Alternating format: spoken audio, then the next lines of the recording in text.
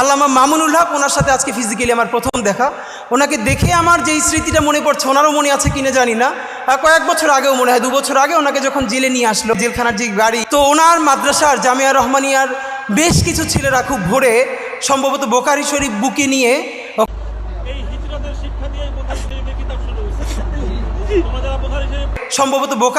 বুকে নিয়ে ওখানে লাইনে দাঁড়িয়েছিলেন। তারা তাদের উস্তাদের কাছে বোখারির সবক নিতে চান।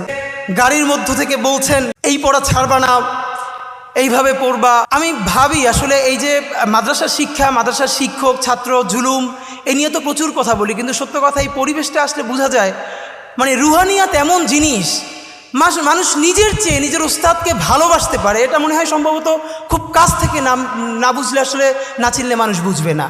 তো শিক্ষক উনি যখন বলছেন যে এরকম পড়তে শুরু করবা, পড়া ছাড়বা না, তখন সেই ছেলেগুলো বুকে বোখারি শরীফ জড়াই ধরে কাঁদতেছে রাস্তার মধ্যে, হ্যাঁ হুজুর এটা শুনবো। তো এই সময়